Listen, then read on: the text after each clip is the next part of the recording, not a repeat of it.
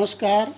पिछले कक्षाओं में आपने संख्याएं या नंबर्स के बारे में पढ़ा ही है, थोड़ा बहुत उनके बारे में जानते हैं आप। आज हम इसके संबंध में और अधिक चर्चा करेंगे।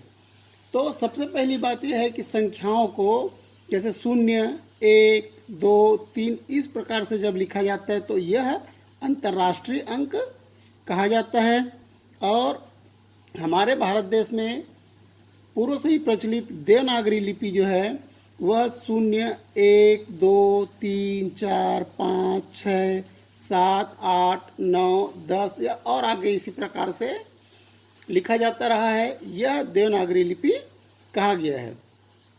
तो आपके सामने मैंने कुछ अंकों में और शब्दों में लिखा है, इसे देखिए।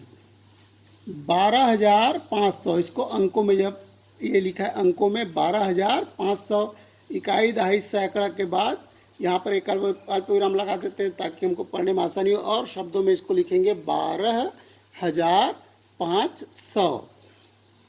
ये है 52,457। अंकों में इस प्रकार से लिखेंगे और शब्दों में 52,457। 27,627। 27,627 इस प्रकार से शब्दों में लिखा जाएगा। 20,005 तो शब्दों में अंकों में 20,005 इस प्रकार से लिखेंगे। इस शब्दों में 20,005 इस प्रकार से लिखा जाता है। आप चौथी में 10,000 तक के अंकों का इकाई, दहाई, सैकड़ा के बाद 10,000 तक के अंकों के बारे में आप पढ़ चुके हैं। अब 10,000 से आगे के अंकों के लिए हम देखते हैं। तो सबसे पहले ये हो गया इकाई, दहाई, सैकड़ा, हजार, 10,000। तो हजार दो भागों में बटा है, 1,000 और 10,000। फिर लाख, 10 लाख, लाख भी दो भागों में बटा है।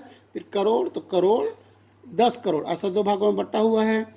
अब हमारे सामने एक अंक है, इसको पहले ये 0, 0 कहाँ पर है? इकाई में 0, दहाई में 2, सैकड़े में 4, हजार में है 5, 10,000 में है 2 और लाख में है 7। हम अल्प विराम लगा दे। देखिए इकाई, दहाई, सैकड़ा, इकाई, दहाई, सैकड़ा 3 भाग में हो गया।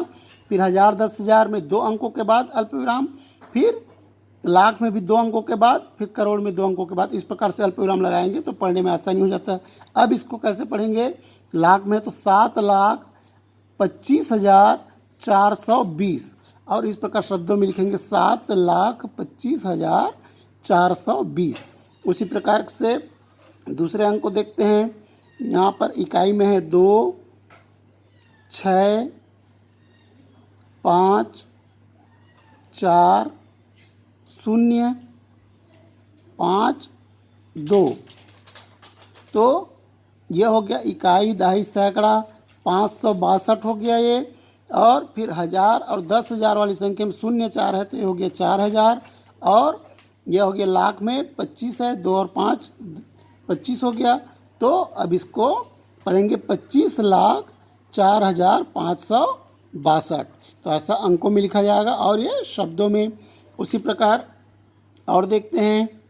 इकाई में है 9, 5, 8, 4, 3, 5, 1, 3।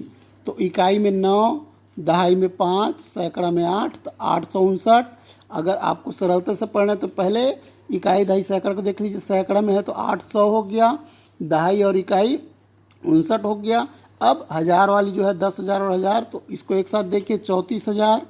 और उसके बाद लाख, तो 10 लाख और लाख वाला तब 15 लाख हो गया। और करोड़ में 3 है तो ये हो गया 3। अब जब पढ़ेंगे तो कैसे पढ़ेंगे?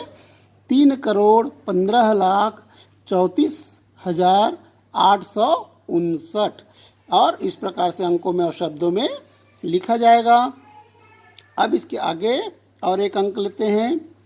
इकाई में है 8, दहाई में 7, सैकड़ा में 3, फिर 5 और 1, हज़ार में और 10,000 में, फिर उसके बाद 4 और 2, लाख और 10 लाख में, फिर 4 और